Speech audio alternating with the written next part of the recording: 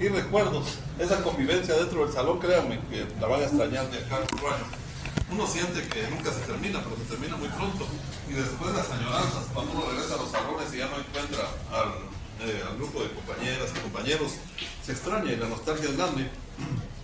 Uno crea una especie de vínculo de familia con las compañeras y el compañerismo que se da en la universidad es algo muy único, muy bonito. Así es que hay que disfrutarlo. Ya van a ver ustedes cuando venga su cierre y empiecen ustedes a filmarse y todo, ya saben, los que nos caían mal van a resultar siendo amigos, porque así pasa a veces. De verdad, les juro que así sucede. Yo recuerdo que mi mejor amigo era el tipo que más me caía en la universidad. Y llegó a ser mi mejor amigo ya después, porque en práctica me apoyó mucho y me demostró ser diferente a como yo lo había conocido siempre. Entonces a veces uno conoce solo una parte de las facetas del ser humano. Ese es el problema, a veces solo conocemos una parte, pero los seres humanos somos multifacéticos.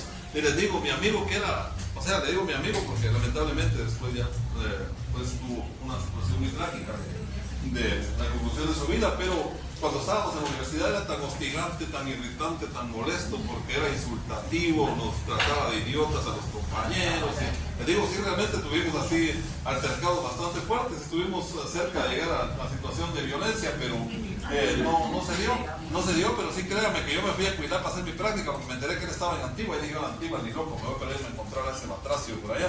Y resulta que me encuentro en Cuilapa, y allá era famoso, porque él era muy buen estudiante, era famoso porque él todos los casos los abarrotaba, y a quien quería casos le tenía que pagar una comisión a él, porque tenía sus características muy particulares, y a mí ni me cobró comisión, se portó muy bien conmigo. Yo creo que si será el mismo me lo cambiaron, porque desde que llegué me general te apoyo, que aquí hay unos casos que están bien para vos, que vos trabajás, que no sé qué, y créanme, fue una situación sorprendente. Y les cuento esta anécdota porque en las épocas de universidad uno a veces cree que las cosas son así como se ven, y resulta que cada quien dentro de sus facetas tiene sus razones de ser como es y todo, y vale la pena disfrutar y vivir bien en estos momentos. Ahora también con respecto a lo académico, adelante Alessandra, bienvenida. Les quiero compartir hoy el tema ausencia. El tema ausencia es un tema que ustedes ya trabajaron en Derecho Civil, pero ustedes vieron toda la parte sustantiva del Derecho Civil. Hoy vamos a ver adelante también en Procesal Civil. Han de haber visto ya algo de lo procesal en relación a esto, pero en notariado hoy vamos a trabajar el tema en sí, que ya ustedes pues tuvieron sus exámenes en Derecho Civil Sustantivo, tuvieron sus exámenes en Derecho Procesal Civil, o los van a tener porque ustedes están llevando ahorita Procesal Civil todavía, ¿no? No, ya, entonces ya tuvieron examen que pues en alguna medida ustedes sabían que iban a venir estos temas y tal vez ustedes dijeron, no sé si vaya a venir la ausencia y no lo he repasado o algo, pues este es el momento.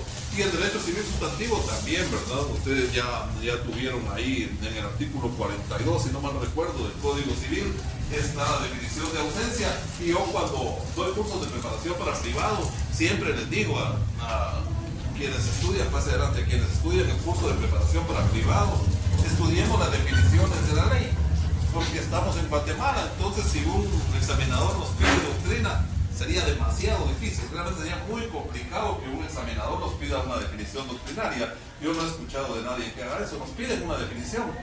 Entonces uno puede trabajar con la definición legal, y si le piden el fundamento de ley, pues mejor, ¿verdad? Porque entonces ya dio la definición legal y le piden su fundamento legal, se va al Código Civil. Usted ya sabe, pase adelante, compañero, pase adelante. Usted ya sabe que está en el artículo 42, porque ha estado estudiando a morir. Ya sabe que por ahí por el 42 está en el Código Civil. Adelante, pero no vayan a cometer el error de decirle al licenciado el fundamento legal es el artículo 42 del Código Civil sin haberlo leído, porque ahí ya perdieron unos segundos.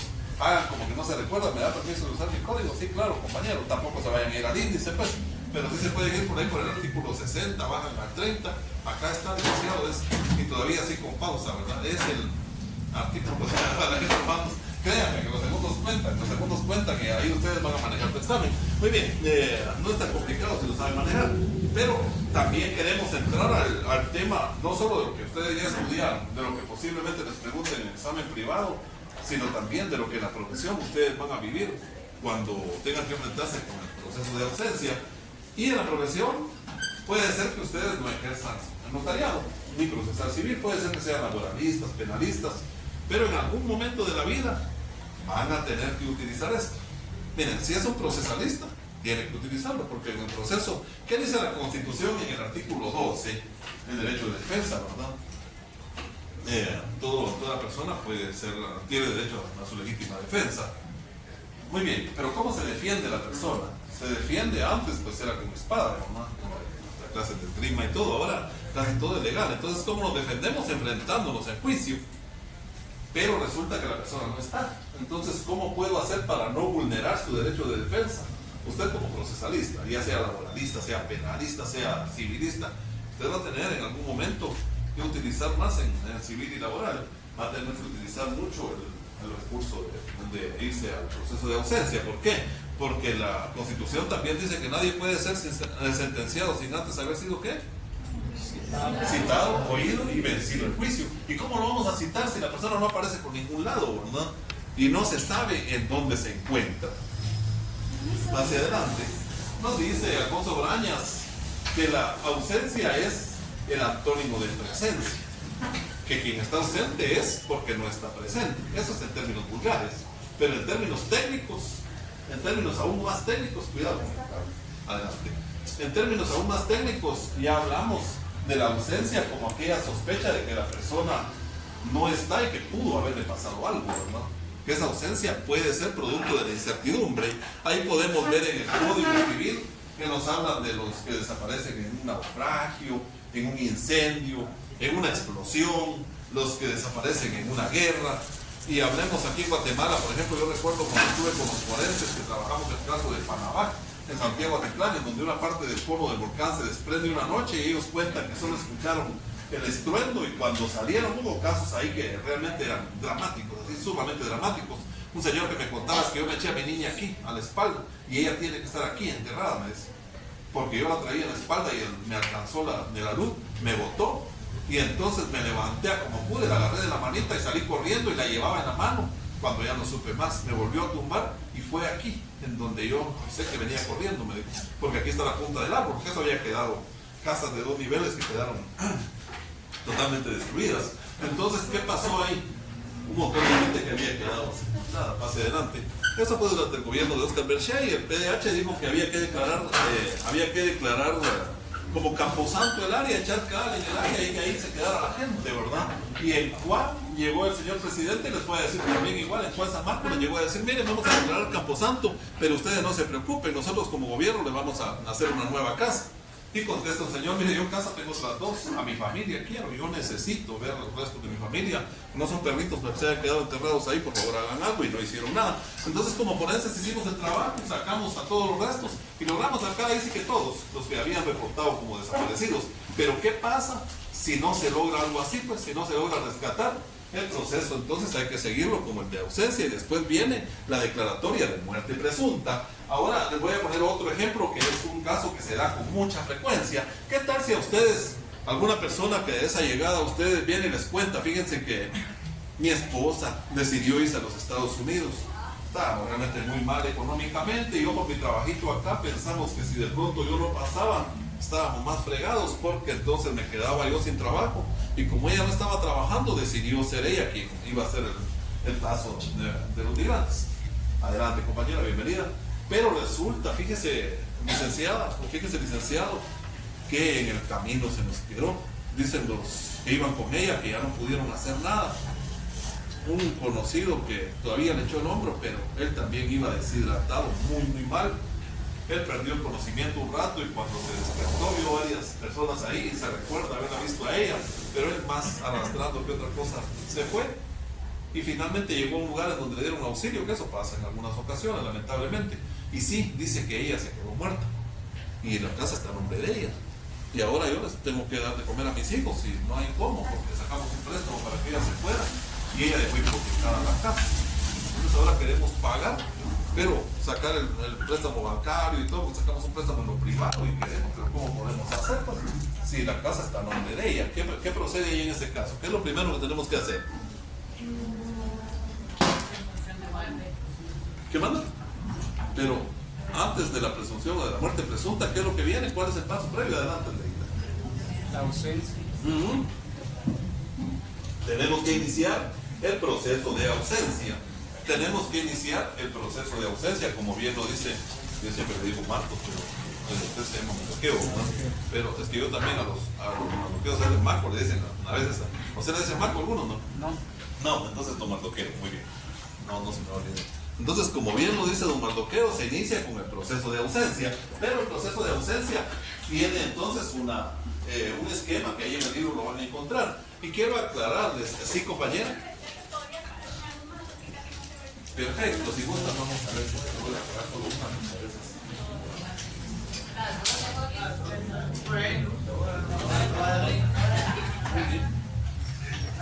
Se ve un poquito mejor ahí, ustedes voy a ver si lo levanto un poquito más también.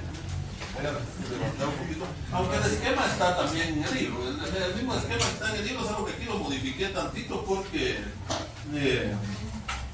para hacerlo un poquito más visible en la pizarra le puse colores, pero es exactamente el mismo proceso, que es el mismo esquema que está en el libro de Muñoz. Así es que si quieren verlo en el libro también, todo lo que voy a presentar hoy, por eso ya nos he estado pasando, porque he estado sacando precisamente lo que está en el libro. Entonces, ¿cómo iniciamos con todo proceso de jurisdicción voluntaria? Recordemos que inicia con un acta de requerimiento. A veces se habla de solicitud. En la ley a veces se habla de solicitud, pero la solicitud va a ser un acta de requerimiento.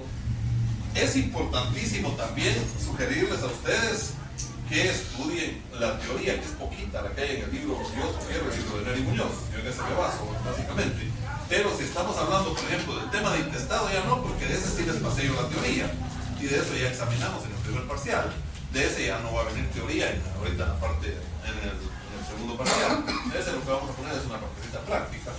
En el caso del tema que vimos anteriormente, que era la identificación de terceros, sí, por favor, ahí buscan en el libro también la parte teórica, que es poca, pero sí es importante que la tengan. El fundamento legal. Y también en este caso, en todos los temas que vayamos viendo, van buscando parte teórica, porque acá yo les comparto básicamente el esquema y la parte práctica de las actas, pero ¿qué es lo que analizamos acá? Pero la parte teórica, aunque sea que es breve, es básicamente para hacer un repaso. Les garantizo que en el segundo parcial va a ser muy poquita la parte teórica que va a venir. Casi no va a venir parte teórica, tanto así que si alguien no estudiara absolutamente nada de la parte teórica, seguro siempre ganaría si estudia muy bien el esquema y la parte práctica. Pero les sugiero yo a ustedes que sí estudien la parte teórica, porque si uno no tiene la teoría, entonces ¿cómo puede saber uno en qué consiste la práctica? ¿Verdad? Sí es importante que la tengan. Yo no quiero examinar mucho aspectos teóricos porque eso ya lo vieron en civil. Eso por una parte. Y por otra parte, por favor, si quieren tomar nota, que para el segundo examen parcial tienen que traer sus leyes, por favor, especialmente las que se mencionan en la temática de acá, pero las leyes fundamentales van a ser el decreto 54-77, el 107, es el Código Procesal Civil y Mercantil, el Código Civil, que también es bien importante, por lo menos esas tres, sí es bien fundamental que traigan. La rectificación de área, solo que viéramos el tema, todavía no sabemos, pero esas tres sí hay que traerlas, por favor. El Código Civil, Código Procesal Civil y Mercantil y el Decreto 54 y el 77, que es el que aparece junto con el Código de Notariado tradicionalmente. Hacia adelante, compañero, bienvenido. Entonces sí, porque ahí sí vamos a hacer el examen a ley abierta, va a ser con fundamento legal y todo, va a ser un examen práctico, sí va a ser a código abierto. Es importante que tomen nota al respecto. Muy bien, entonces ¿cómo vamos a trabajar el proceso de ausencia? Vamos a afinar un poco porque veo que está un poquito desenfocado.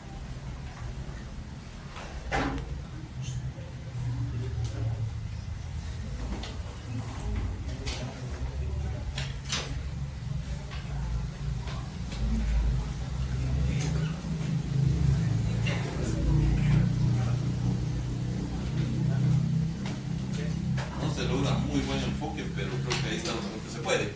Entonces, iniciamos con un acta de requerimiento. Acá les quiero pedir favor que pongan mucha atención porque este es un proceso híbrido. Este no es un proceso puramente notarial. Obligatoriamente tiene que seguir una fase final que es judicial.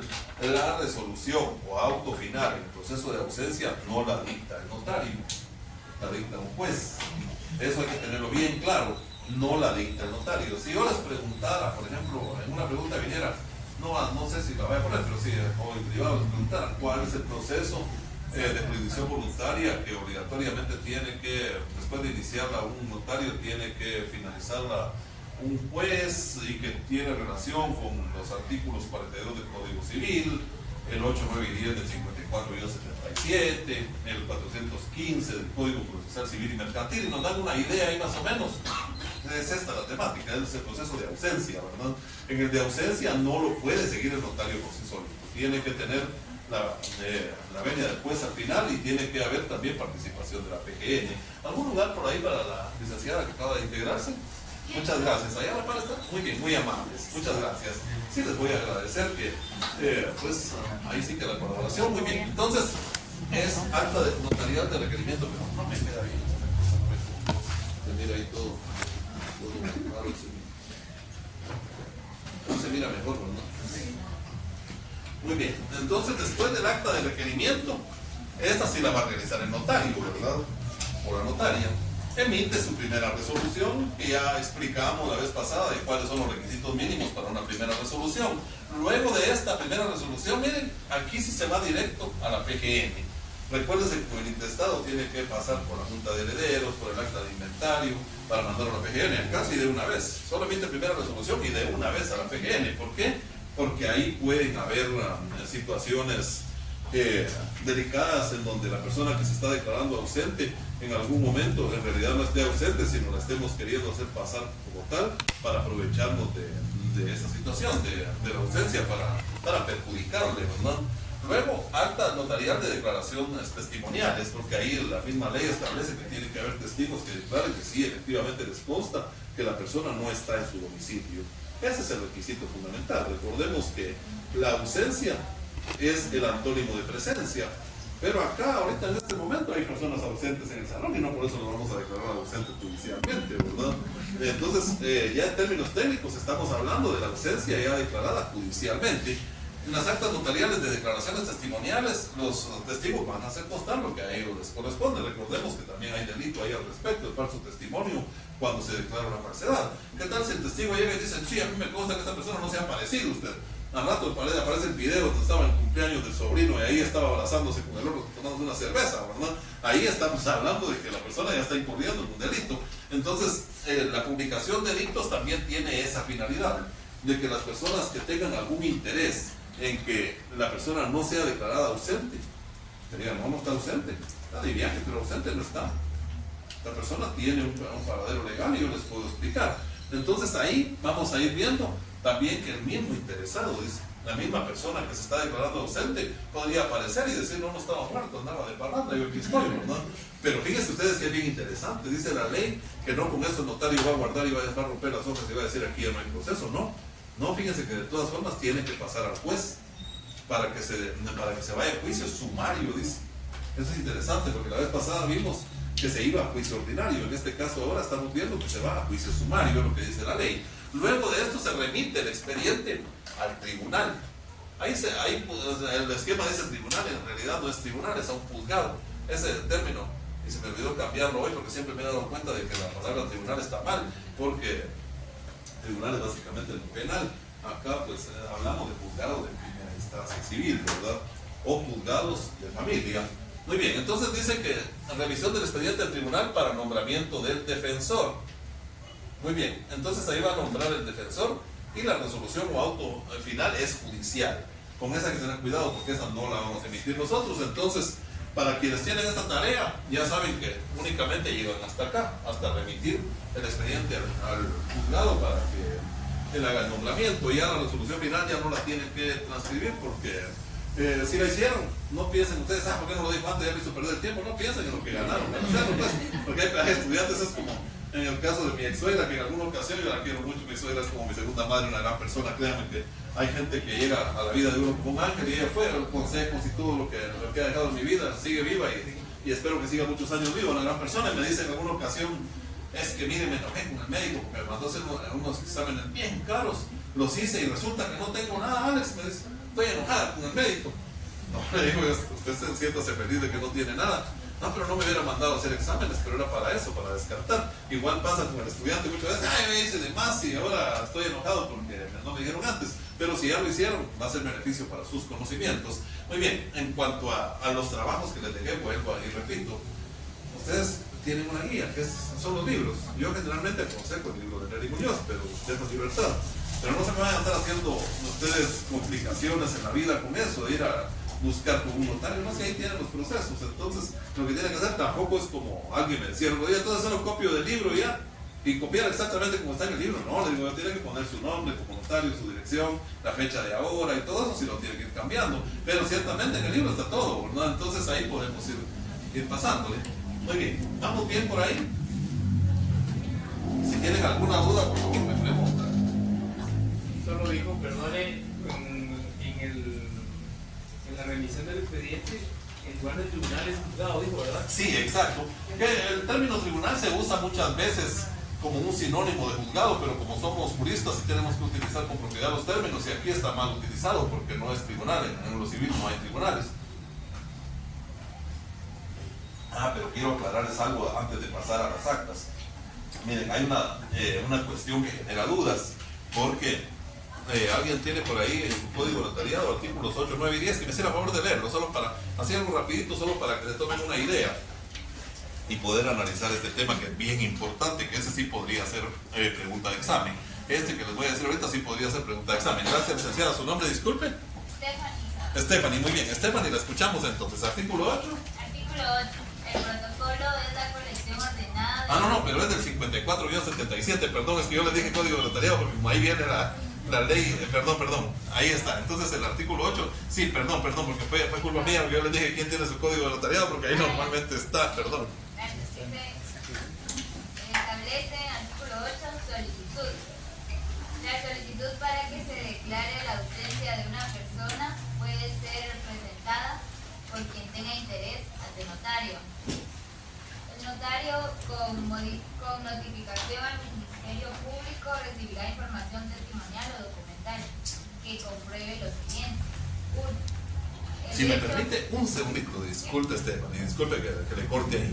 Fíjese bien, quien tenga interés o quien considere que tenga interés. Por ejemplo, usted dio un préstamo, firmaron una hipoteca, su deudor, persona finita para pagar, pero de repente se le desapareció, fue a buscar a la familia, no saber qué se hizo, saber qué se hizo.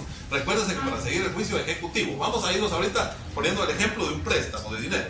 Le dejó como garantía hipotecaria su inmueble, un lote que tenía por ahí baldío, y usted quiere ejecutar, quiere que le pague o que le dé lote, pero ¿cómo le va a hacer? Tiene que notificarle, ¿verdad? Le tiene que notificar esa demanda. Entonces usted va a presentar su demanda. Después, ¿ante qué juez presentaría usted una demanda si el juicio es por 300,000 quetzales, por ejemplo? ¿Cuál?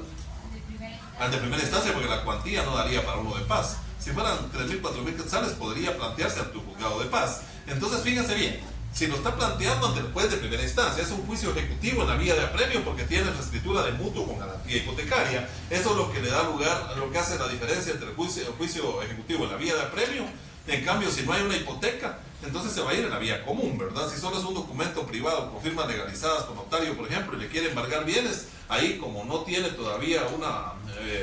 pero sí tiene cantidad líquida y exigible, ¿verdad? En cambio, si fuera, por ejemplo, un hecho de tránsito y no se ha establecido la cantidad líquida y exigible, por ahí tendría que ser un juicio ejecutivo en la vía común, perdón. Entonces, ahí van a hacer la diferencia, pero en este caso es un juicio por 300,000 quetzales, es un ejecutivo en la vía de apremio porque hay cantidad líquida y exigible y además hay un título ejecutivo. Muy bien, si me hace favor de continuar, Stephanie. Inciso 1. El hecho de la ausencia. Muy bien, eso es lo que tienen que entonces anotar en la solicitud, ¿verdad? Es lo que dice ahí la ley. El hecho de la ausencia. ¿Qué más dice que tiene que consignarse? Inciso 2.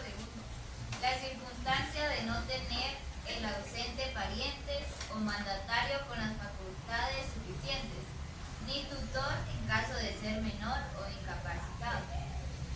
Inciso 3. El tiempo de la ausencia. Artículo 9. Muy bien. Publicaciones. Muy bien, si me permite un segundito ahí, porque ya le hicieron reír. Entonces yo voy a aprovechar para explicar un poquito. Entonces, fíjense que eso es lo que debe tener, según el artículo 8, ahí tenemos la guía, ¿verdad? La ley nos da guías. Cuando ustedes tengan duda de cómo hacer un memorial, de cómo hacer una escritura, de cómo hacer esto, lo otro, piensen que la ley es nuestra guía. La ley.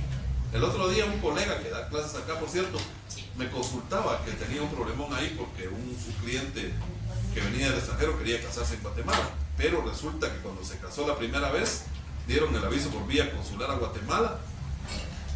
Después él se divorció, pero ese divorcio ya no fue avisado, se casó otra vez y otra vez, ya llevaba 3 matrimonios en el extranjero. Y el del primero sí se había divorciado, y en su país, en el país en donde se divorció, sí estaba legalmente divorciado, pero no dieron el aviso acá. Y se emocionaron, querían casarse acá en Guatemala, en Antigua. Y resulta que no podían, porque él aparecía legalmente casado. Cuando sacó su certificación de nacimiento, aparecía casado. Y me consulta, mire, ¿qué puedo hacer? Porque estamos ahí fregados. Y usted trabaja más notariado, yo soy más penalista, me dice el colega. ¿Qué puedo hacer? Pues haga una promesa de matrimonio. Es que yo le dije que ya no los puedo casar y todo, y estaba así en la cuerda floja. Él me ha ayudado un montón de veces en penal, por ejemplo, en laboral, me ha ayudado muchísimo. Entonces era normal que yo también en ese momento tratara de apoyarlo.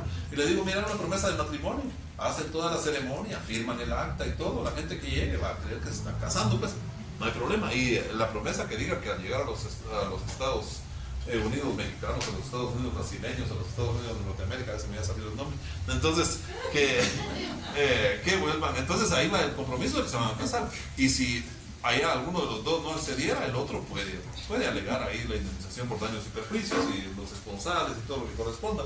Y en la ceremonia se va a realizar. Pero ¿de dónde se saca eso? Me dice, del Código Civil. Ahí está, en esponsales, en el 80 y algo. Y se va, sí, tiene razón, y así se hizo y todo. Se solucionan las cosas. Si uno busca salidas legales, pero hay que buscar salidas legales basadas en ley, ¿no? Basadas en ley. Hay que tener cuidado. Hay algunos colegas que andan autorizando matrimonios de menores de edad. Ahorita eso es sumamente delicado, es un delito, pues, porque definitivamente eso no se puede, ni con autorización judicial. Actualmente ya no se pueden casar los menores de edad, aunque ella esté embarazada, aunque él haya sido su novio desde que estaban en el vientre, ya los papás habían pactado. No se puede. ¿Sí? ¿Quién había tomado la palabra? Perdón. ¿Sí? Francis. Solo es que me perdí un poquito.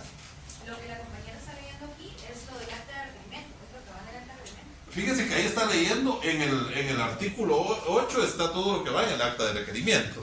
Ahí está todo lo que por lo menos debe ir en el acta de requerimiento. Es lo mínimo que debe contener el acta de requerimiento en el proceso de ausencia. Ahora va a pasar al 9 y en el 9 va a leer lo relativo a las publicaciones, que es lo que debe contener nuestro edicto. Veamos, entonces acá estamos, edictos. ¿Qué es lo que debe contener, si me hace favor, Stephanie? Ok. Muy bien. Artículo 9, publicaciones. Bienvenido. El notario, en la primera resolución que dicte, dispondrá la publicación de la solicitud en el diario oficial y en otro de los de mayor circulación por 3 veces durante un mes, debiendo contener los edictos la relación de asunto para el que ha sido pedida la declaración de ausencia. La citación de... Perdón, debiendo contener el edicto, ¿qué es lo que dice? Por favor, póngale mucha atención a esto. ¿Debiendo contener qué? Debiendo contener los edictos la relación de asunto para el que ha sido pedida la declaración de ausencia. Muy bien, permítame un segundito. ¿Qué fue lo que dijimos que era el juicio que íbamos a poner hoy como caballito de batalla? ¿Qué tipo de juicio era? No. Era porque dijimos que había un préstamo. Entonces, ¿qué tipo de juicio era? Un ejecutivo en la vía de apremio. Entonces, ahí en el edicto, fíjense bien que está indicando que se tiene que poner en el edicto cuál es el asunto por el cual se está haciendo la publicación. Si me hace favor de continuar, Esteban. Bien. La citación del presunto ausente. La convocatoria a los que se consideren con derecho a representar. La fecha y firma del notario. Muy bien, muchas gracias. ¿Queda claro o hay alguna duda con respecto al 9? Porque ahí está la sustancia, si ustedes se dan cuenta, ahí está la vía y la sustancia, pero desde luego hay que irse al 42 del Código Civil, hay que estudiar allá por el 411, si no estoy mal, 411 al 416 del Código Procesal Civil y Mercantil, ahí nos habla de cuál es el procedimiento de la ausencia. Entonces miren, ahí hay que hacer un rompecabezas de normas, ¿verdad? Hay que hacer un rompecabezas de normas porque es importantísimo también tener una claridad en que, como les decía al principio, la Constitución Política de la República de Guatemala. ¿Qué pasaría, por ejemplo, si en el Ejecutivo, y es una cantidad de 5,000 quetzales, entonces por ser de menor cuantía, va con el juez de paz que es su amigo y viene y le notifica, pero como no estaba, le tira la notificación ahí en su casa y procede. Y después resulta ejecutando el lote que estaba ahí, que estaba hipotecado. Entonces ahí, ¿qué acción cabría? Si no fue debidamente notificado porque no se le declaró ausente y la persona nunca estuvo ahí. ¿Y a través de qué? De un amparo, ¿no?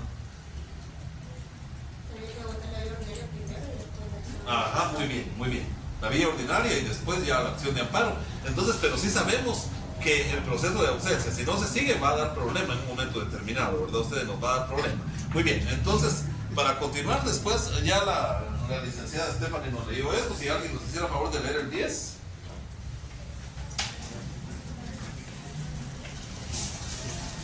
El artículo 10, por favor, ¿quién? Artículo 10. ¿Su nombre, perdone? ¿Su nombre? ¿Cómo? Cristina. Dina. Cristina. Ah, Cristina, perdón. Vamos entonces con la compañera Cristina, muchas gracias. Artículo 10. Remisión al tribunal competente. Basado en término de las publicaciones o manifestado oposición por algún interesado, el notario remitirá lo aprobado al tribunal competente para los efectos del nombramiento del defensor judicial y continuación de la tramitación, de acuerdo con lo establecido en el Código Procesal Civil Mercantil. En igual forma procederá el notario si considerare necesaria la intervención judicial para que se tome alguna medida precautoria urgente. El notario, bajo su más estricta responsabilidad, puede levantar inventario de los bienes del ausente y el juez competente resolverá lo relativo al depósito de los mismos. Muy bien, fíjense bien en esa última parte, el notario bajo su responsabilidad, ahí se está echando una carga muy pesada encima, porque bajo su responsabilidad puede elaborar el inventario de los bienes del ausente, pero el depósito, o sea, recuérdense que la figura del depósito está también contemplada como un mecanismo de garantizar y salvaguardar los bienes de la persona ausente. Entonces ese depósito no lo puede decidir el notario. Si el notario viniera y en su resolución también, o en el inventario, perdón, en el acta de inventario, de una vez se arrogara el derecho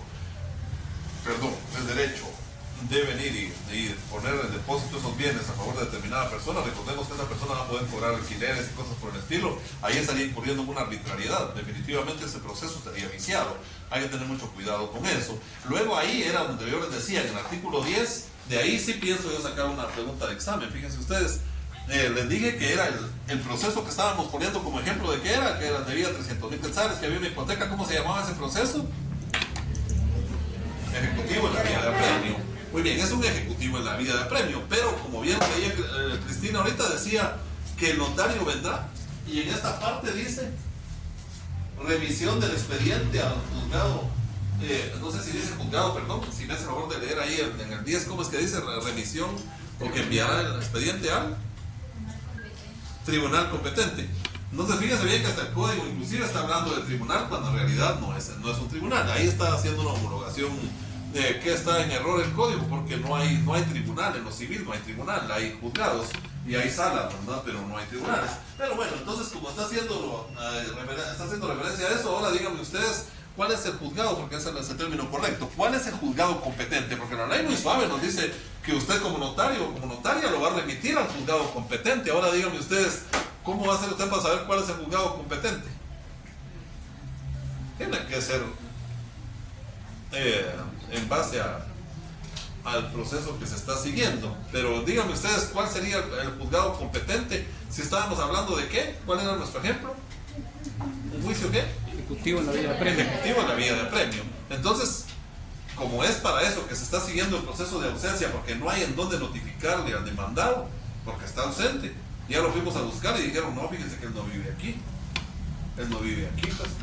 Entonces, él no se encuentra, o sea, esta era su residencia, pero él no se encuentra. Ahorita no se le puede notificar porque él no se encuentra, saber qué se hizo. Estamos preocupados aquí porque ya no sabemos nada de él. Eso nos dice la familia. ¿Usted estaría dispuesto a testificar? Sí, claro, yo testifico porque sí saber qué se hizo, estamos preocupados. Ya pusimos ahí las denuncias y todo, pero no aparece. Entonces usted puede, inclusive, pues, podría ser su testigo, la persona que le está diciendo eso, pero no puede notificarle porque no está personalmente esa persona. Entonces, venimos y tenemos que remitir esto al juzgado competente, ¿verdad? ¿Y cuál será el juzgado competente? ¿Ante quién seguiríamos un ejecutivo en la vía de apremio, dijimos? Un juez de primera instancia civil. Ese sería el juez competente. Pero ahora cambiemos un poquito. ¿Qué tal si fuera porque este fue patrono y se desapareció y no pagó las prestaciones? ¿Cuál sería el juzgado competente? Según el asunto, porque depende del asunto. Y como este ya no sería un asunto civil, sino sería laboral, ¿a qué juzgado remitiríamos esto? de trabajo, ¿verdad? De trabajo y previsión social. Y si fuera porque el tipo tenía un hijo, lo reconoció, ya no pasó alimentos nunca y ahora están haciendo la rata por ahí escondido entre las fincas para que no lo localicen. Ante un juzgado de familia, ¿verdad? Entonces, dependiendo del asunto, así va a ser el juez competente. Se nos queda.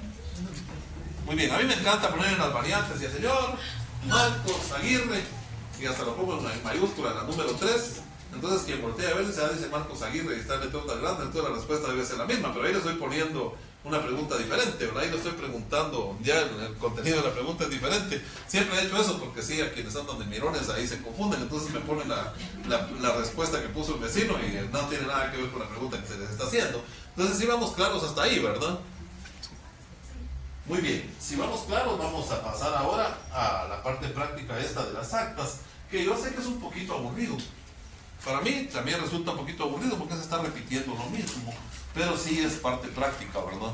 Entonces, como estamos en derecho notarial, miren, no es prohibido, ni es antiético, ni es antitécnico utilizar formatos.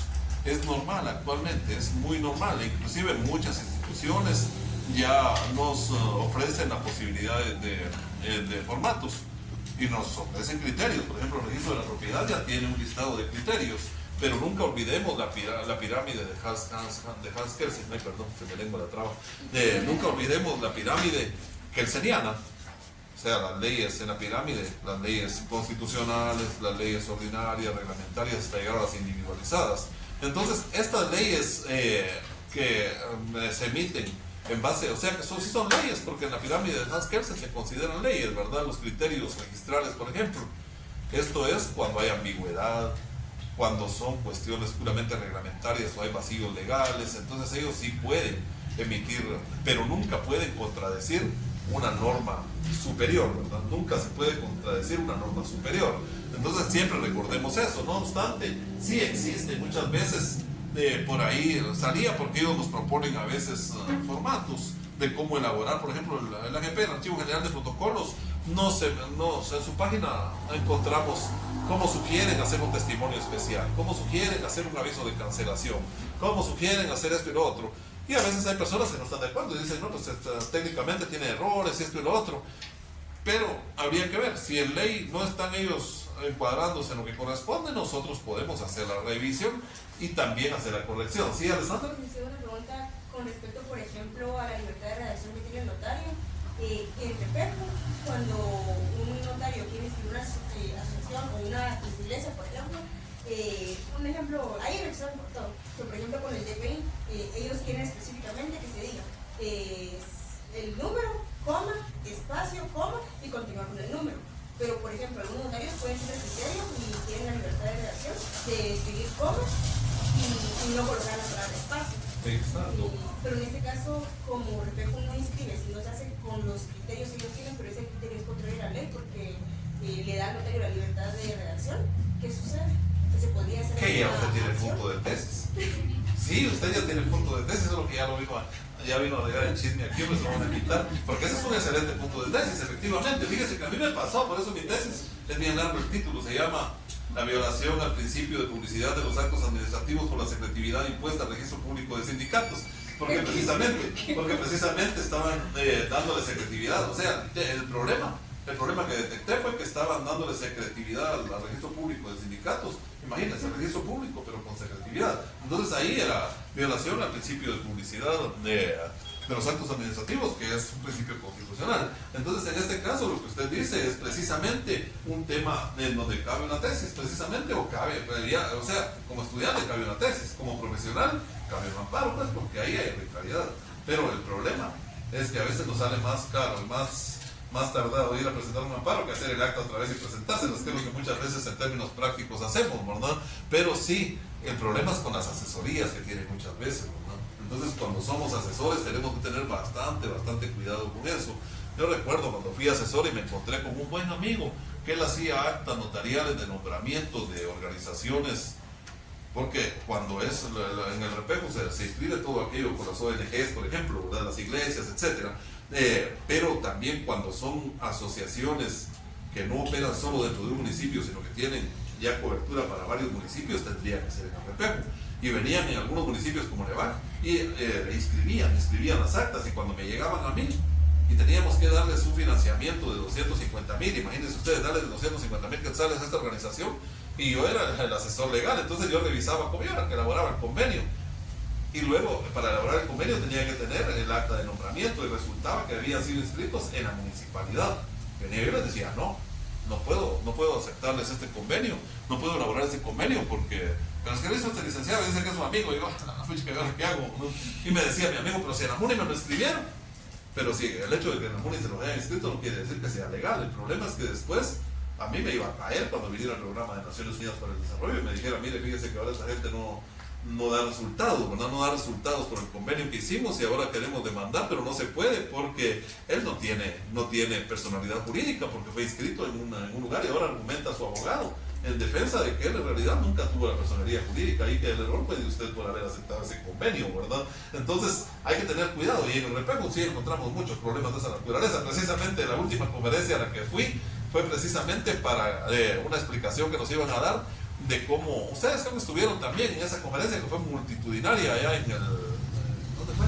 Que fue una gran conferencia que dieron por parte de acá de la facultad, en donde iban a explicar la inscripción de personas de las asociaciones civiles y sus características. Pues estábamos, y algunos colegas casi no me dejaban ver porque estaban peleando. Ahí ese señor que no venga a hablar porque siempre le rechaza unas cosas, así como lo que decía Sandra. Muchas veces se dan esos problemas. No estoy hablando mal de Arrepejo, pues, pero ahí sí que son problemas a veces. También ocurre en el registro de la propiedad. Un operador en alguna ocasión me suspende y me dice, se suspende la inscripción hasta que el notario acredite que no tiene parentesco con el comprador, pues son de apellido García Pérez ambos. Ay, yo créame que la Máxima García Pérez es tan común mi apellido, y esa combinación se da hasta en los chicles, ¿no? Entonces era imposible que él resultara con eso. Y empecé poniendo el memorial y le puse no sea ridículo, pero después le puse me parece inaudito no puede poner eso en el memorial, ¿verdad? Entonces, pero sí, de verdad era ridículo, pues, porque uno como notario también sabe, pues, si él no tenía, y lo que hizo fue después del memorial ya inscribirlo, pero sí, en realidad se encuentra uno con muchas cosas de esa naturaleza, y en el registro por lo menos tenemos la opción, en sí nos da la opción en el registro de defendernos y de presentar ahí antes de retirar el documento, de argumentar, pero no siempre es así. Muy bien, entonces, ahora hablando del acta de requerimiento, pero sí, la respuesta sería eso. Ellos están actuando de manera anómala y por lo tanto están actuando de manera ilegal. Se podría proceder legalmente ya el amparo por actos arbitrarios. Acta de requerimiento. Entonces, como siempre, recordemos que son actas notariales. Yo no me canso de explicarles esto. Todo proceso de jurisdicción voluntaria empieza con un acta de requerimiento, pero estas, a pesar de que se llaman actas de requerimientos, son tan actas notariales como lo es el acta de matrimonio, como lo es también un acta de declaración jurada. Son actas notariales, ¿verdad? Y como actas notariales, recuérdense que en el artículo 62 del Código de Notariado dice que deben ir firmadas y selladas todas las hojas. Si en los libros no aparecen es porque a veces para el autor del libro tal vez resultó un poco incómodo estar firmando ahí abajo del libro porque ya se le montaba en la página o algo, pero sí tendría que haberlo hecho, ¿no? Porque las actas tienen que estar firmadas y selladas, y llevar su tiple de 50 centavos cada hojita, y firmadas lógicamente al final. Tienen que ser también numeradas. Tienen que decir, por ejemplo, si son 5 hojas las que se contiene el acta notarial, poner 1 de 5, 2 de 5, 3 de 5, 4 de 5 y 5 de 5, es lo que dice la ley. Muy bien, no sé si vamos claros hasta por ahí. Eso es un poco complicado porque ya después ustedes como asesores legales o como abogados de instituciones se van a encontrar con eso. A mí me pasaba de que, bueno, necesitamos un acta notarial de nombramiento. Así el acta notarial de nombramiento tenía 3 páginas, una de 2, una de 3, 2 de 3 y 3 de 3. Después venían y me decían, necesitamos una fotocopia legalizada del acta de nombramiento. Ok, y cuando le sacaba la fotocopia decía 1 de 3, 2 de 3 y 3 de 3. Pero cuando yo le agregaba la razón de legalización ya eran 4. Entonces ya al lapicero le tenía, aunque en la fotocopia dijera eso, con lapicero tenía que ponerle 1 de 4, 2 de 4, 3 de 4 y 4 de 4, porque ya eran 4 con la razón de legalización que uno acompaña, porque ya era una fotocopia. Entonces a veces tiende a confundir un poquito, pero yo no quiero confundirlos con estar exponiendo ese tipo de temas ahorita, porque estamos concentrados en que es un acta notarial. Y es a través, si se llama de requerimiento es porque la persona está requiriendo los servicios de usted como notario o como notario, ¿verdad? Muy bien, ¿les está requiriendo para qué?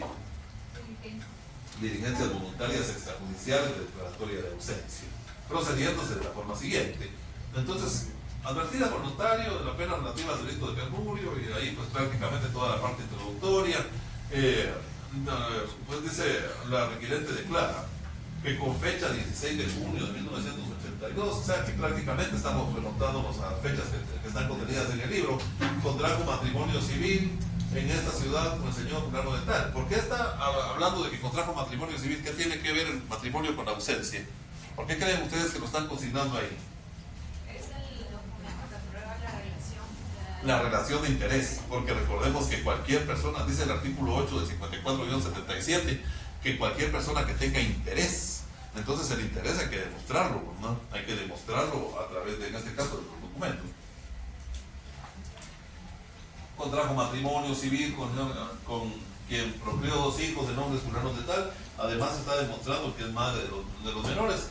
En el segundo, manifiesta la requerencia que su esposo salió el 22 de mayo con destino a México sin otorgar mandato a favor de determinada persona, que ignora su paradero y que en vista del tiempo transcurrido y para iniciar juicios de divorcio requiere mis servicios notariales para el trámite de diligencias voluntarias judiciales de ausencia de conformidad con lo que preceptúa el artículo 8 del decreto 54-77 del Congreso de la República, Ley de Tramitación Notarial de Asuntos de Jurisdicción Voluntaria. Ahora les pregunto a ustedes, a ver quién me resulta más inteligente para darme esta respuesta.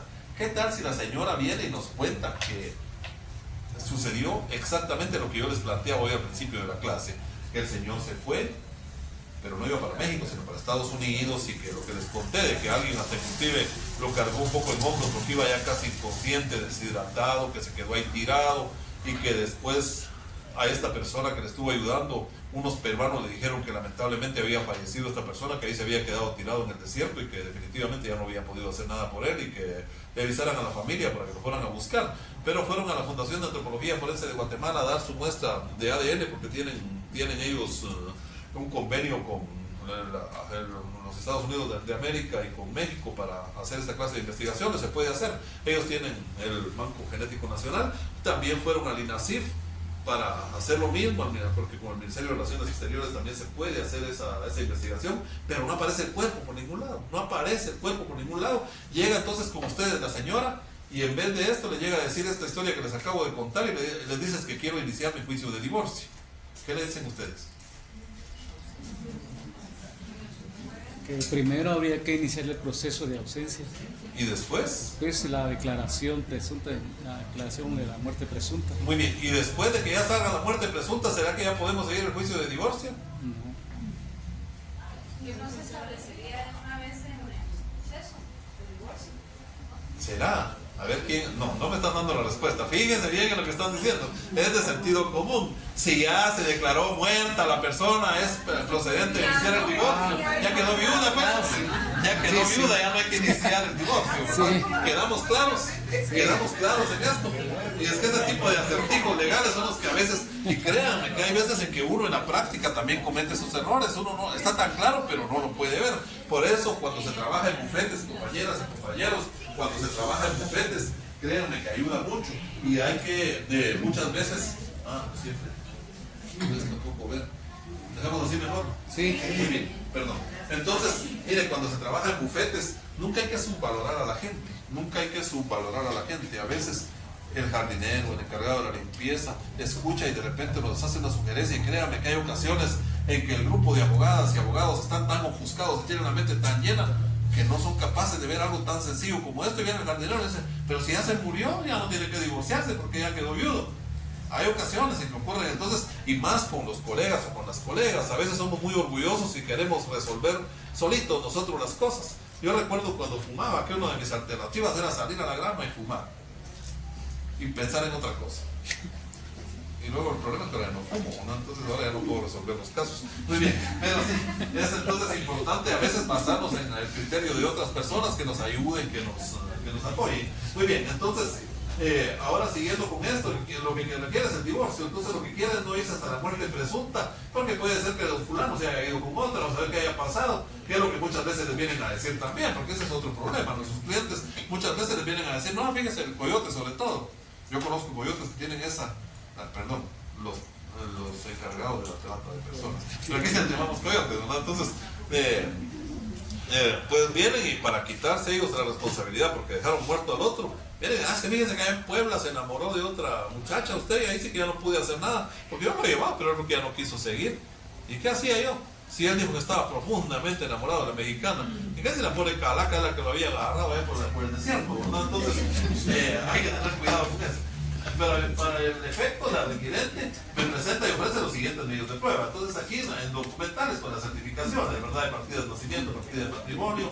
Luego de eso, en el inciso C, certificación extendida por el director de migración, de fecha tanto de tanto, en donde consta que el señor, bueno, ahí sí hace constar que salió, o sea, ahí tenemos esa prueba, pero si no, podría ser mediante testigos, ¿verdad?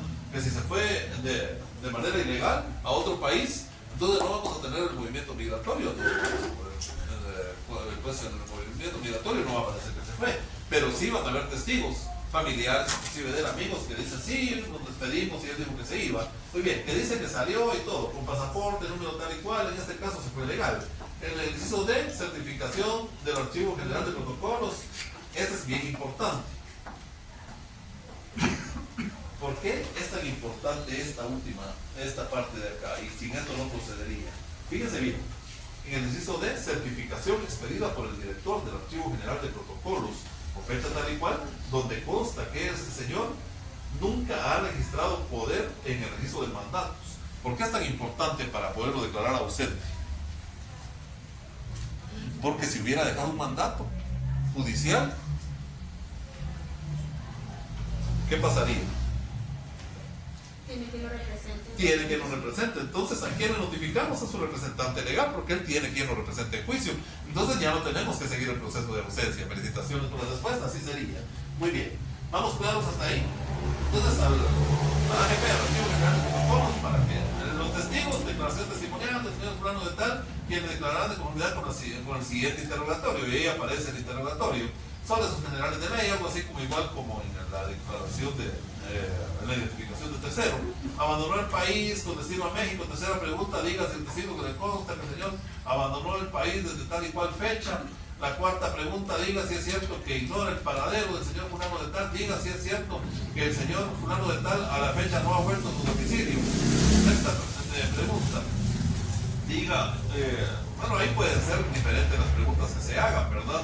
Ya depende de cada caso, que solo es un ejemplo, ¿verdad? Ustedes solo es un ejemplo, porque si la persona no se fue del país, sino solo estuvo platicando con sus amigos y dijo, mira, estoy hasta aquí, yo ya no quiero saber, ocurren casos así. Ustedes habrán sabido de casos que dicen, mira, o me suicido o me desaparezco, bueno, pero yo ya no puedo seguir en eso, debo mucho, que no sé qué, que ya no aguanto a mi esposa, que hicimos esto y lo otro.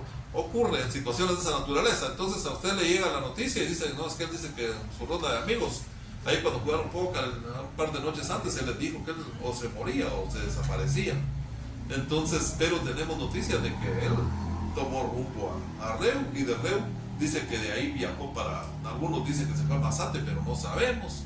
El celular ya no lo contesta. Ya hicimos ahí investigaciones con detectives privados y no aparece por ningún lado. Los celulares pues los desactivó y esto y lo otro. Entonces ahí ya las preguntas que ustedes van a poder presentar, inclusive por ejemplo ahora con el tema de tecnologías también, por ejemplo, dejó el celular, ¿verdad? Bueno, alguien se quiere desaparecer y deja su celular en la casa, prácticamente ya borró todo usted. Entonces se fue, no, perdón, era solo para no hacer muy aburrida la cosa. Entonces que se tengan favorecidos los medios de prueba individualizados y con presentados los documentos acompañados, se publiquen los edictos correspondientes, en el inciso E se reciban las declaraciones de los testigos propuestos y sean examinados con base en el interrogatorio inserto. Ya no se pueden hacer otras preguntas.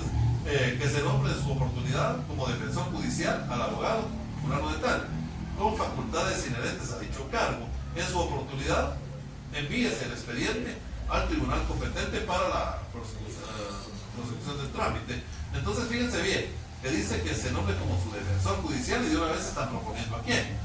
En su oportunidad, envíese el expediente al tribunal competente para la prosecución del trámite. Se le dé intervención a la Procuraduría General de la Nación. Oportunamente se dicte la resolución que en derecho corresponde, en la que se declare con lugar las presentes diligencias. Y de ahí el cierre, ¿verdad? El cierre del acta. Vamos claros en qué consiste un acta notarial de requerimiento para el proceso de ausencia. Yo sé que ustedes ya sabían a qué se refiere un proceso de ausencia. Estoy prácticamente seguro de que, miren, a veces, y no lo digo con sarcasmo, se lo digo porque sí en realidad ocurre. A veces a todos nos pasa.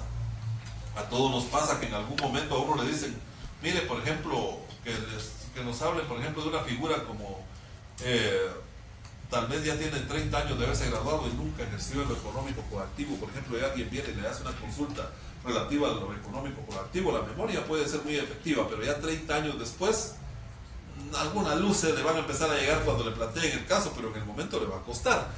Entonces yo lo que no quiero es que en el futuro pase eso, que pasen muchos años de haberse graduado, que ustedes recuerden que aquí en clase hablamos del proceso de ausencia, y aunque no se dediquen directamente a esto, que tengan fresquita en la mente siempre la idea general. Decía uno de los socráticos, no me recuerdo si fue Sócrates, Platón o Aristóteles, no me recuerdo quién de los tres, que decía que educación es todo lo que nos queda cuando se nos olvida lo que aprendimos en la escuela.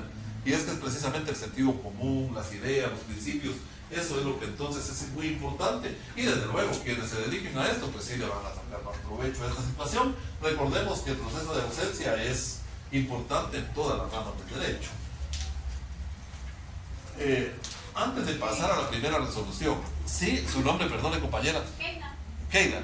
Sí. Una pregunta, ahí en el anterior decía, sugería a una persona para poner como efecto judicial. ¿Es obligatorio siempre sugerir a alguien o solo poner que Sí, sí, siempre, porque de eso va a definirse después que si esta persona sea nombrada como tal, porque sin defensor no procede después el juicio que haya que seguir, ¿verdad? Tiene que tener su defensor judicial. Y por eso es bien importante también leer la ley, porque dice la ley que cuando ha dejado un poder esta persona, aunque no sea un poder judicial, pero si lo dejó en favor de un abogado o de un pariente, ahí podría ser de preferencia esa la persona que ejerza la defensa. Eso lo dice el Código Civil. Entonces es importante la pregunta que se queda. Muy bien, luego antes de pasar a la primera resolución, yo les ponía el ejemplo de los casos de catástrofes naturales en Guatemala, donde muchas veces por catástrofes han desaparecido personas, pero también en Guatemala, si vamos a ver archivos militares o archivos en general de la historia de Guatemala, fíjense que hay un aproximado según registros múltiples, no solo nacionales sino también internacionales. En Guatemala se registran cerca de 45,000 personas desaparecidas. Entonces eso ya se nos había contado yo anteriormente, es decir que hay una gran cantidad, pero ahora sumemos el tema de migrantes. Estamos hablando del 13 de noviembre de 1960, que fue cuando oficialmente inició el conflicto armado, al 29 de diciembre de 1996 se registraron un aproximado de 45,000 personas desaparecidas, pero del 96 para acá, el tema de la migración, ¿verdad? Ustedes, el tema de la migración irregular, los migrantes que legalmente, digo ilegalmente entre comillas, porque no tienen la documentación ni la visa, pero viajan a los Estados Unidos. ¿Cuántos de ellos han quedado en manos de la mafia mexicana, por ejemplo? Eso es triste y es un fenómeno realmente muy lamentable actualmente. Tengo un cliente que el otro día llega y así desesperado me dice, ¿qué puedo hacer? ¿Será que puedo acudir a alguna institución? No tengo dinero, y la mafia me mandó el video de mi hija, donde la tiene en un banquito así parada, con el lazo acá, y está el de la mafia así, con el pie, y le dice, ¿me mandás tantos dólares? O ahorita empujo el banco, pues, y la otra con el lazo acá. O sea, no están jugando, ¿verdad? Y lamentablemente dentro de ese tipo de casos se dan muchísimos, ¿verdad? Son muchos los casos que se dan de esa manera, en donde desaparecen por violencia y otros porque definitivamente quieren desaparecer, ¿verdad? Quieren desaparecer. Entonces, de una u otra manera, el proceso de ausencia es importante. Quería hacer estas aclaraciones porque son temas muy vivos en Guatemala, muy frecuentes, en donde a veces hay que seguir el proceso de muerte presunta. ¿Qué pasa si la hija después no aparece? Pues ahí sí que afortunadamente él consiguió el dinero y se los mandó, se los depositó a la cuenta que le dijeron y le liberaron a la hija. Y venía de regreso. Adelante.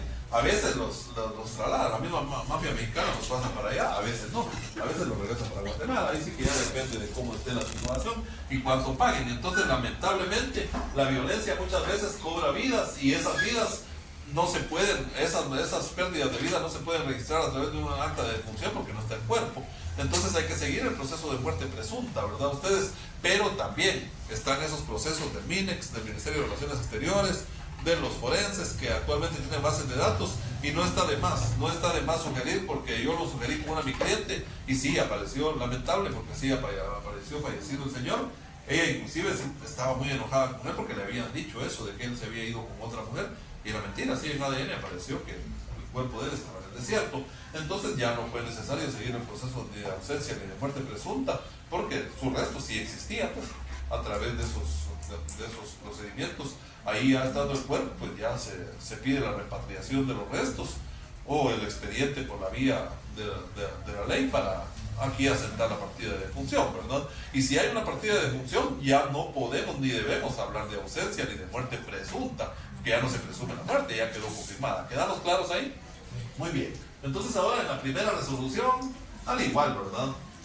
Un bufete profesional de notario, ustedes ponen su nombre, la fecha que corresponda, con base en el acta notarial que antecede, se está refiriendo a la de requerimiento. Se tienen por promovidas las diligencias de declaración de ausencia de fulano. Agréguese en el número 2, agréguese al expediente los documentos presentados. En el 3 se señala el 26 de marzo del año en curso las tales horas para recibir la declaración testimonial de los fulanos, solo que aquí no va a ser en acta de notoriedad, ¿verdad? Ustedes, eso es bien importante. Aquí ya no hay acta de notoriedad. El acta de notoriedad es para, ¿cuál proceso dijimos? Identificación de terceros. Si les preguntara en el examen en qué proceso notarial de jurisdicción voluntaria existe lo que denominamos acta de notoriedad, es en el proceso de identificación de terceros. En este no. Acá lo que va a haber es después la resolución final. En vez de acta de notoriedad va a haber una resolución final, pero no la va a dictar el notario. ¿Quién la va a dictar, dijimos? El juez va a resolver. Muy bien, entonces acá estaríamos claros en que esto es de lo relativo a la primera resolución. Entonces, que se reciba la declaración testimonial, que se publiquen los edictos correspondientes, citando al presunto ausente y convocando a los que se consideren con derecho a representar. Notifíquese a la Procuraduría General de la Nación. Oportunamente remitas al tribunal competente, nombrando defensor judicial y la continuación del trámite para la declaratoria de ausencia. Lo demás solicitado téngase para su oportunidad. Entonces aquí miren, esto es importantísimo. Lo demás solicitado téngase para su, si vamos a fundamentar nuestra resolución en artículos, recordemos que no es solo de copiar lo que está en el libro. Si estamos hablando de un menor de edad, por ejemplo, ahí también hay que fundamentarnos en la patria potestad que se está ejerciendo, ¿verdad? Si estamos hablando de alguien que está actuando como tutor o como productor, definitivamente habrá que también citar los artículos que se refieren en la resolución. Con eso hay que tener cuidado. Muy bien, luego ahí también, si se dan cuenta, está hablando, por ejemplo, del 4, 5, 6, 7, 8 y 9, 10 del decreto 54-77. ¿Qué es lo que les pasa a muchos colegas? Bueno, como ya tienen esa primera resolución porque siguieron un proceso de ausencia, después están recibiendo uno de cambio de nombre y también están poniendo el 8, 9 y 10. Y el 8, 9 y 10 son para el proceso de ausencia. Entonces nada tiene que ver el cambio de nombre con el proceso de ausencia. Estaría ya incurriendo en un error técnico al fundamentarse mal en esa primera resolución. Fíjense bien en el edicto. El edicto dice quienes promovió también las diligencias del señor fulano de tal. La declaratoria de ausencia tiene por objeto nombramiento de defensor judicial para un juicio de divorcio posterior. Recuérdense que eso dijimos que tiene que ir en el edicto. Si no ponemos eso en el edicto, es como si no lo hubiéramos publicado, ¿verdad? Nos van a recibir el edicto y lo van a publicar, pero después, cuando llegue al juez, nos va a decir, miren, disculpen, pero ese proceso está viciado, entonces no podemos proceder. Entonces, se cita al presunto ausente y se convoca a los que se consideren con derecho a representarlo. Entonces, ¿por qué es que se hace esto? Ahora yo creo que va a ser más fácil, ya a la medida que la tecnología va avanzando. Seguramente, yo no sé si ya existe ese servicio, si no se los dejo para que ustedes creen su empresa. Una aplicación por ahí en celular en donde aparezca cualquier notificación. Imagínense ustedes que ya nos timbre el celular y que nos llegue un SMS o un WhatsAppazo ahí y nos diga usted, su nombre aparece en una publicación del diario oficial, porque hasta el momento no existe. Entonces, ¿quién lee el diario oficial? Un porcentaje muy pequeño, pero si ya se descarga una aplicación de esta naturaleza, imagínense ustedes que ya cada quien esté llegando O sea, es una opción, ¿verdad? Es una opción que podría existir y no sería ilegal. Entonces le estarían avisando a usted que su nombre apareció, y esto, aunque no parezca cierto ni creíble en este momento, es algo que puede darse en cualquier momento, ¿verdad? Hay gente muy ingeniosa y que tiene, si crea una empresa solo para esto, no. Pero si ya es de esas empresas que además de esto le ponen un combo de que además en demandas, en embargos, que en denuncias, que no sé qué, y ya está todo. Creo que a todos nos interesaría saber en un momento determinado si estamos figurando en un proceso, en un edicto de cualquier naturaleza. Muy bien, luego de esto entonces acta de declaración de testigo. ¿Qué tipo de acta sería esta? Disculpen. Declaración jurada. Ajá, pero es un acta de declaración jurada de un testigo. Pero ¿cómo se le llama a este tipo de actas en derecho notarial? 3. De referencia. O derecho notarial en general. Esta no es de requerimiento, pero es un acta. ¿Cómo se le llama a este tipo de actas que hacen los notarios? ¿O las notarias? ¿Actas qué? ¿Será el acta del copódigo? ¿Será el acta del comité pro festejos? ¿O será qué tipo de acta es la que hacen las notarias o los notarios? ¿Cómo se les llaman esas actas? ¿Actas qué? Notariales. Actas notariales, todas estas son actas notariales. Y yo repito mucho esto, por favor, compañeras y compañeros, si son actas van a ser actas notariales. ¿Y por qué se lo repito? Porque aplica el 62, porque aplica la ley de timbres, aplica la ley de timbres notariales y fiscales. Va a llevar entonces, cuando son auténticas lleva timbre de a 5 quetzales, cuando son actas notariales no, por favor. Si es documento privado con firmas legalizadas, eso no es acta notarial. Con eso les quería hacer una recomendación, porque hace unos días yo la sangre a veces el ejercicio profesional de algunos colegas o colegas. Tiene una colega y hace un documento, dice ella que se le llama documento privado con firmas legalizadas, y así lo tituló. Documento privado con firmas, el presente documento privado con firmas legalizadas. Ante mí, fulana de tal, notaria.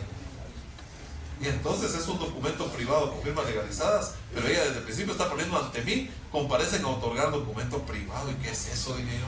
Si es documento privado, no puede poner que es ante ella como notaria. Eso no era acta ni era documento privado. Con solo eso le votan el juicio, ¿verdad? Con solo eso le votan el juicio. Entonces hay que tener cuidado. Las cosas se les llama por su nombre. Estas sí son actas notariales. Como es un acta notarial, timbre fiscal de 50 centavos en cada una de las hojas, firma y sello en cada una de las hojas, y debe llevar también el timbre notarial de 10 quetzales al final. Eso no lo olvidemos. No olvidemos que son timbres notariales de 10 quetzales, porque eso es lo que dice la ley de timbre notarial y timbre forense. Muy bien, ¿vamos claros hasta por ahí? Muy bien, entonces no vamos a leer mayor cosa porque es básicamente un acta notarial en donde el testigo lo que está haciendo es contestando las preguntas que ya se habían planteado en el acta de requerimiento. Esta es la otra acta del otro testigo, que van a decir cosas un poquito similares, pero cada uno en sus palabras. Esa es otra cosa con la que hay que tener cuidado. Hay muchos colegas, otras sinvergüenzas, que ponen que los 3 testigos dijeron exactamente lo mismo, ¿verdad? No le cambiaron, pero ni una palabra a lo que dijeron. Entonces, diga usted si le consta que el señor fulano de tal está ausente de tal fecha. Sí me consta porque estuvimos jugando dominó y que no sé qué, y él dijo eso. Y resulta que el segundo testigo dice también, sí me consta porque estuvimos jugando dominó y dijo eso. Y el tercero dijo lo mismo. Entonces, evidentemente, ese notario está mintiendo. Y el testigo también al firmar está incurriendo en falsedad. Evidentemente, porque no están diciendo las cosas como son. Resolución de trámite. ¿Por qué resolución de trámite? Porque ahí estamos indicando que entonces el incidente del año número 1, para los efectos del nombramiento de defensor judicial, remítase el expediente que consta de 15 folios, incluyendo la presente resolución, a un juzgado de primera instancia de familia. ¿Y por qué de familia, compañeras y compañeros? ¿Por qué en este caso lo están remitiendo a familia? Porque el asunto es que un divorcio, y el divorcio es para juzgados de familia. Eso no lo puede conocer ni un juzgado de paz, porque no tiene competencia paz para conocer divorcios. No lo puede conocer tampoco un juzgado de instancia civil, porque si lo remitiéramos a un juzgado de instancia civil y resultara una persona por ahí interesada en oponerse, ¿qué excepción plantearía? Si lo remitiéramos a un juzgado de instancia civil, una previa de incompetencia, no sé quién lo dijo, pero sí lo dijeron muy bien. porque no es el competente, el juzgado, ¿verdad? Recuérdense que la jurisdicción es la investidura o la atribución que el Estado le da a los jueces para impartir justicia, y la competencia es la medida de la jurisdicción, es decir, quitarle la jurisdicción en todos los ámbitos y darle solo en un ámbito a un juez, ¿verdad? Porque no puede haber un juez que conozca, que tenga competencia en lo penal, en lo civil, en lo laboral. Con eso hay que tener cuidado. Yo conozco un juez que la vez pasada fue a resolver, un juez de paz que fue a resolver una servidumbre, y él dictó la resolución indicando que sí tenían obligación de dar servidumbre, ¿verdad? Y se metió un gran problema, ¿no? Hasta inclusive les dijo las medidas, tenía que tener la servidumbre y todo, y eso no le correspondía a él. Pero ahí lo tenían parado, y ahí ha andado haciendo sus movimientos. Hay que tener cuidado con eso, porque no metemos a problemas. Muy bien, como me han pedido 5 o 10 minutos para la repa, ahí me voy a quedar un ratito para los que quieran hacer algunas preguntas o algo, pero están ya en libertad de estado, se quieren retirar.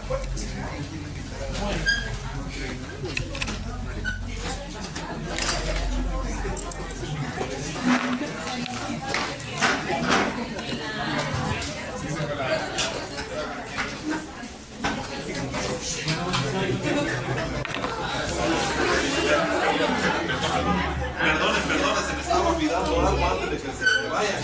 Disculpen, sí les voy a rogar su atención, porque el día miércoles voy a estar recibiendo los trabajos. Como vamos a hacer el mini privado, dijimos que sí vamos a calificar presentación personal. Quiero aclarar, si ustedes no tienen traje formal, tampoco estoy exigiéndoles que vengan con saco, chaleco, corbata y de todo, ¿no? Formal significa puedes venir de una manera que sea aceptable para el tema que van a presentar.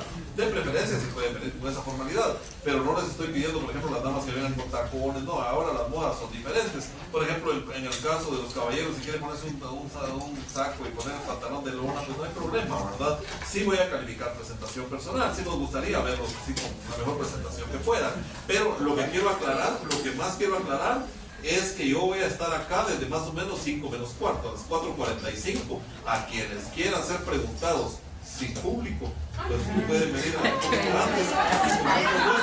Yo sé que sí quieren tempranito, entonces sí, quienes quieran, porque lo que pasa es que esto lo hago porque no me va a dar tiempo de hacerles, son 2 preguntas a cada persona y creo que no me daría tiempo. Entonces, quienes quieran venir un poquito antes, yo voy a estar 5 menos cuarto, me entregan el trabajo, yo les hago un par de preguntas, califico, viene el siguiente y de una vez. Entonces, como he visto que algunos vienen temprano y así nos favorecemos todos un poquito, ¿quedamos claros? Muy bien, pues ahora sí, cuénteme, después voy.